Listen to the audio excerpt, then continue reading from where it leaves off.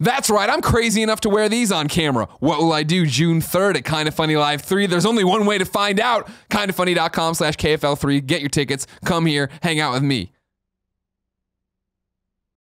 So Mother's Day is like this weekend. If you're listening on Patreon, it's next weekend. But if you're not, dude, it's this weekend.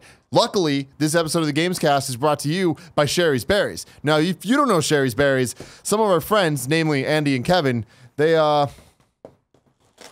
know Sherry's Berries really well. You should have seen Kevin take these things down. I'd say it was impressive, but it was more scary. But you can, gift these to your mother and see what she does with them. All you got to do is go to berries.com and use the code KFGames. That's BERRIES.com and use the code KFGames. Okay?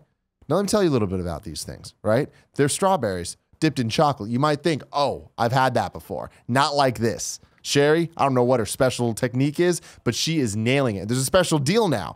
Starting at just $19.99, you can get huge, freshly dipped strawberries plus shipping. And right now, you can double the berries for just $10 more. And guess what, Kevin? Guess what? What? The deal's even sweeter because it's Mother's Day. For just $10 more, you double the berries and you get free cake truffles too. I don't know what those are, but does that excite you as much as it excites me? It really does. I'm sure that it does. Again, you know what? You've won me over. Now I'm just impressed. You guys did good. You did good. Everybody, go. Berries.com. BERRIES.com. Use the code KFGames. You just got to click on that mic and you can make that things happen. This amazing deal won't last long, and Mother's Day is coming soon. Don't disappoint her this year like you do every other year.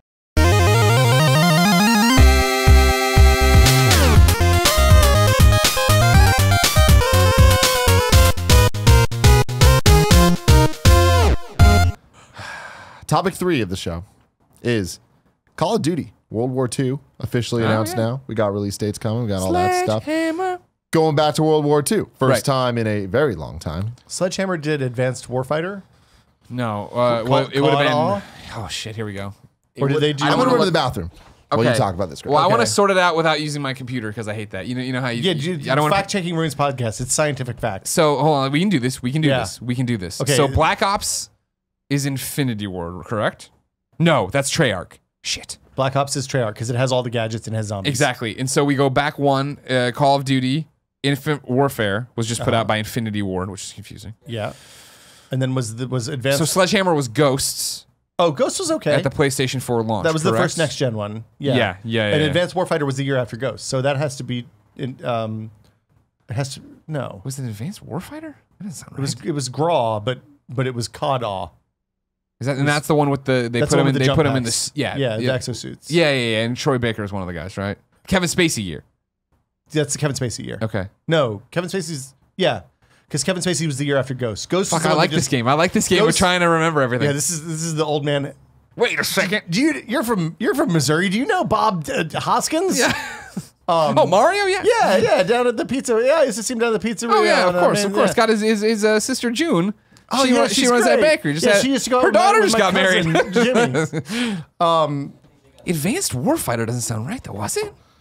I thought it was Advanced Warfighter. Oh, I don't want to look at it yet. Advanced Warfare. Warfighter was Graw. Ghost Recon Advanced Warfighter. There you go. Oh, Graw. Yeah. Graw. That was so we got it back to Ghosts. Was Sledgehammer's last Call of Duty. Ghost was okay. Yeah, Brandon Routh in it.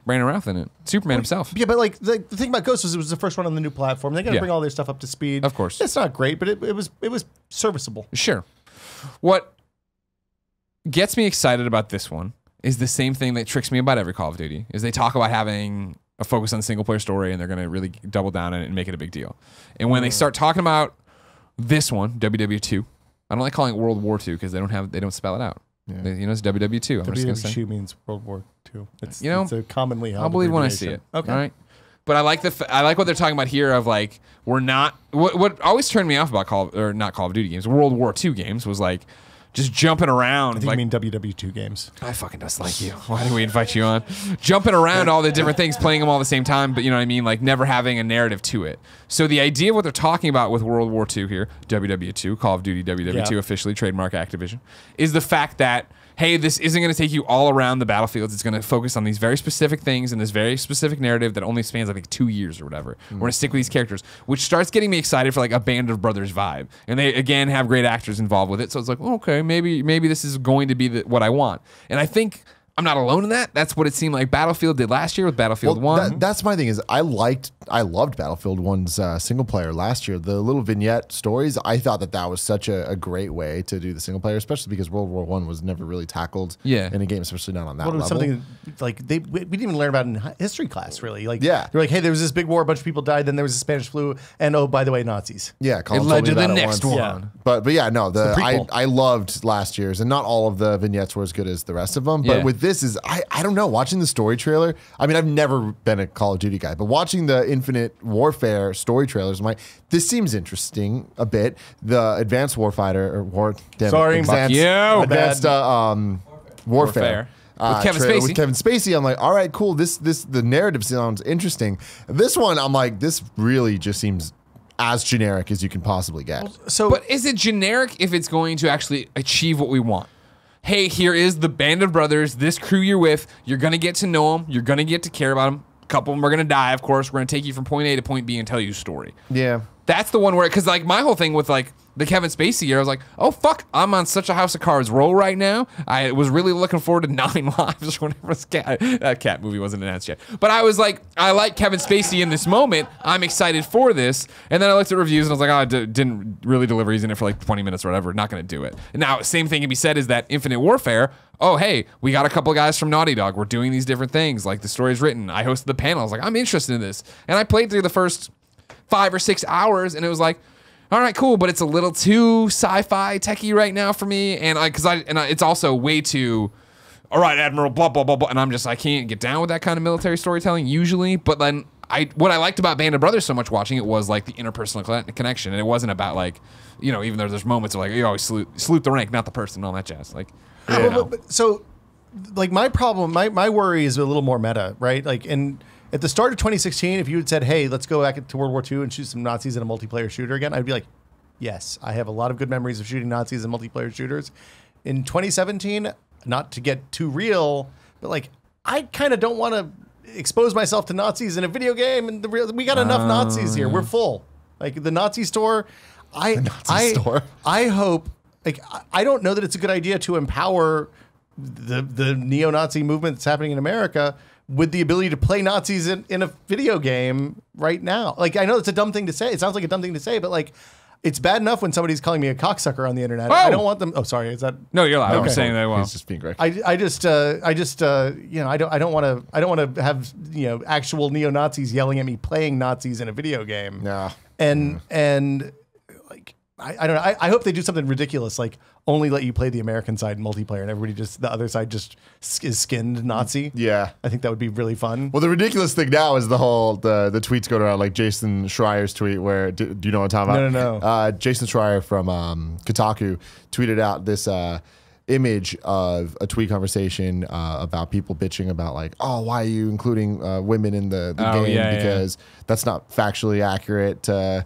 World War II or whatever. And then he screenshotted the same guy that was bitching about it saying, oh, zombies confirmed for being like stoked for it, right? So funny. All right, we fucked up. I got bad news, everybody. It was Infinity War did Ghosts and Sledgehammer did Advanced Warfare. Exactly. Yeah, Advanced Warfare was. I remember thinking Sledgehammer came out of the gate with a big one. Yeah, with a good one. Yeah. The last one I played was Modern Warfare 2. Oh, really? Yeah, so it was a long They've been going time. long. I played a couple of them, but I mean like beat actually. Yeah. Oh, Played okay. So I jump in for every one, but I feel like inevitably it's just like, all right, I'm just gonna go do something else. Well, I love Modern Warfare 1 is amazing. It's still good. Like they released it last year. I played it again. I was like, this is a great game. The second one, they got kind of cartoony, right? And it felt real. Like the old school World War II Call of Duties felt real. And then Modern Warfare felt real, and they killed the character. You're like, holy shit, that was they awesome. Killed you. It's amazing. And then then they kind of then next thing I know, I'm fighting in like a Pizza Hut and a Burger King in suburban America, and it's World War III, and that was maybe not the real I was looking for at the time. So I don't know. I mean, if this is like it went from kind of not celebrating but honoring the World War II to making this arcade shooter, and like that was where I kind of fell off. Sure. At the very least, it's a smart move to differentiate all the studios, because that is the problem. As we sit here and we're like, wait, well, who's doing what and blah blah. If you can boil it down to, well, Black Ops is Treyarch, gadgets and all this stuff. Infinity Ward is moving on whatever they're going to move on, and how they want to, if they want to keep going to the future. And if you go Sledgehammer's is World War II or past wars or something like that, there's a vibe to it that it keeps it a little bit more easy to. And I love the idea of I love the Band of Brothers like taking like following through 2 or 3 games this same group of people as they spend 4 years fighting in Europe. And that's why I think there's something to be said if they deliver on that. And that was the whole thing where I think Advanced Warfare, again, it was okay, they're bringing me with Kevin Spacey, but it's not really, he's not really into it the way it is. If you're going to be able to deliver characters that I care about and go with it, great. And that's what, you know, again, it's always interesting when you talk to the Call of Duty studios, you know, Colin used to always harp on Raven, how much we loved Raven or whatever. Raven's great. Singularity, and then for me, X-Men Origins Wolverine, the gameplay of it. That was a great and game. then Activision gets them is like, just, you know, do Call of Duty, clean up and do that stuff. Keep making map packs. And it's the same thing when you talk about, you know, Glenn and Condrey, who are over there making Sledgehammer Games a thing, where these are the guys who did Dead Space. Like, they love games. They're not out for a bro shooter. And that's why it's the hope every time of, like, you have these studios that you hope are pulling it together in a way that we're going to deliver on the promise of what these games could be. And because, like, it is that thing of, like, you know, who loves World War II movies, Saving Private Ryan, and shows like Band of Brothers. There's an audience there for them if they can get that into the game medium and make you care about it that way. Well, and when they first rolled out, like Medal of Honor was a thing. Some of those guys split off and started Infinity Ward and launched the first Call of Duty. I went to they brought it to my office. I was at Maximum PC then. They brought it to the office, and they came in with the game guys, and they also had a guy who's like 70 years old and was a World War II expert. And he was like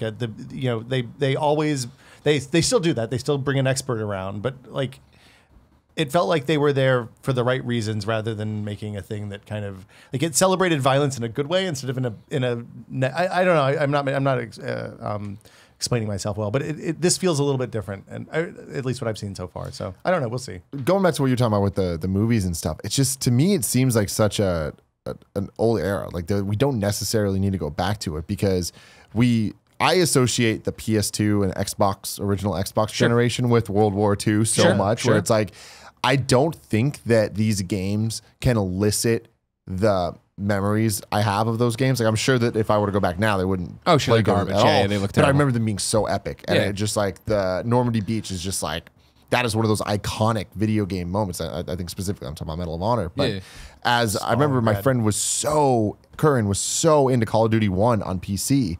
And like I remember seeing him play it, and I was just like, all right. And then all of a sudden, like a couple of years passed, and Call of Duty 2 was a launch title on Xbox 360, which is the only reason we even really gave it a shot, because there wasn't much going on besides King Kong. Easy achievement. And then eventually 3 and whatever. But once it got to Modern Warfare, that's when everything changed. And it was like, that was the, all right, new era. We're moving past World War II. Everyone's done this too much. Like, it's totally overdone. There's nothing new to be seen there. And I feel like now it is just kind of scraping the bottom of the barrel of like doing it again. Don't get me wrong. On paper, I was with you when it was, remember, there's the next Call of Duty. Going back. I'm like, ugh, like, do we need to? But I think the argument can be made that enough times passed, that it has been generations, and it is the fact of when I think back to, you know, Poe was just in town for my wedding, right? My best friend growing up, and he made the comment. He was like, I made some comment about being frozen by indecision, and he goes, shoot the fucking gun. And that is a callback to high school when I was playing Medal of Honor, sniping, and like my guys were both getting attacked by separate people. And rather than just choose one, I just sat in the middle. I'm like, I don't know what to do. And he's like, shoot the fucking gun. But I reviewed Medal of Honor 1, Greg. Sorry, bro. Wow. I was in my basement. Probably in high school, maybe in junior high still. But it was that thing of like, I remember the gameplay of it in those like, you know, water cool moments or whatever you want to talk about. And I remember the first, I guess I don't remember, but I remember what was the one where we got to do Pearl Harbor, where it was like it was Medal of Honor Pacific Assault. Exactly. And I remember that being a big deal. And like, okay, cool. I'm not excited for nothing about the trailer excites me about like, oh, the Battle of the Bulge, like they're talking about. I don't care about the battle. I care about, oh, you brought in that actor I like, and you want to tell a cool story. And if they're actually doing that, and of course the problem is always that it's Activision. It's like, well, did they give them enough time? Did they rush them through everything? Did they actually care? Blah, blah, blah. Like, that's what I'd want. And hopefully that gets away from where, and these are all Greg Miller problems, not the world's problems, but like Infinite Warfare was of like, oh, cool. I like these people. I like the people creating the game. Oh, we're up in space and this is weird and it's all Admiral this and Admiral that and jackals and I'm like, okay, like.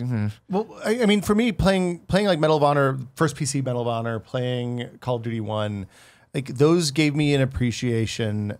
Those made me go out and seek out more. I went and read about World War II because of those books. I read Band of Brothers. I read a bunch of oh God, what's the guy's name who wrote all those Comic books. Yeah, comic books. George Railroad Martin. No. The oral history guy who wrote Band of Brothers and who wrote the Lewis and Clark book, Undaunted Courage by Stephen Ambrose. God, we need Colin more than ever.